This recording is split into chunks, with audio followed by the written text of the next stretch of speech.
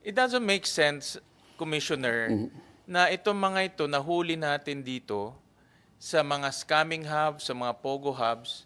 Gusto natin ibalik sila sa pinanggalingan nila para doon sila malitis, hopefully, lalo na pag China dahil mahigpit yung kanilang mga batas doon tungkol sa gambling.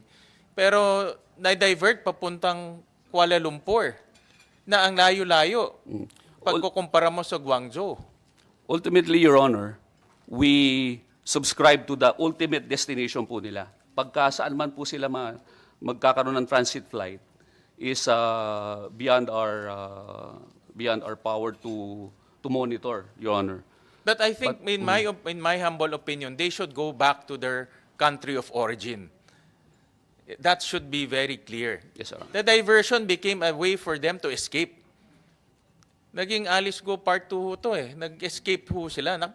Pumunta ho sila sa Cambodia because yan talaga ho ang negosyo nila. Commissioner, we cannot stop criminals from doing criminal activities. Your Honor, ito pong mga subjects po na ito are subject of blacklist orders on the part issued by the Bureau of Immigration.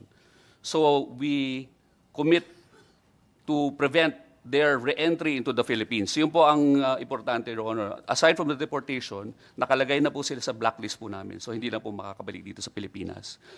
It is our mandate to control our borders. It is our mandate actually to detain these people for eventual deportation. Yun po ang aming mandato, Your Honor.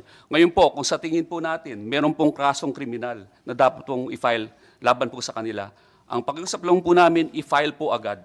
Kasi po, pagka na-issuehan po ng NBI clearance yan at wala naman po naka-file na kaso against them, then we are mandated to implement the deportation as decided upon by the Board of Commissioners. Yun po ang ngayon po, Your Honor, as in compliance and in accordance with the Supreme Court case way back, I think 2015, which we adhere to faithfully. Pagka meron hong criminal cases filed against a particular alien, and then kahit na po kami ay ongoing ang deportation proceedings and eventually nagkaroon po kami ng decision to deport with the pendency of the criminal case, we will give way. We have to give way. Hihintayin po namin matapos po yung kasong criminal po na yon.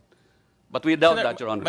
Commissioner, my point of the matter is itong mga dinideport natin naging inutil dahil nakakawala sila. Dahil papunta sila ng Guangzhou, pero na-divert sila papuntang Kuala Lumpur at doon na sila nagtakasan. My humble suggestion is to change the policy and just bring them back to their country of origin. As simple as that. Bakit ba ho natin kailangan pa itong mga ito talagang gusto ho nilang kung gusto nga kung pwede nga dito na sila manatili sa bansa natin para hindi sila malitis doon. In fact, I read your interview. Ang sabi niyo dapat ayusin yung batas natin dahil may butas at ginagamit yung batas natin para manatili sila dito by filing cases against themselves. Yes. Diba? So, ang point of the matter ko, kung makikita ho natin yung mga ugali ho nito, tatakas at tatakas sila. So,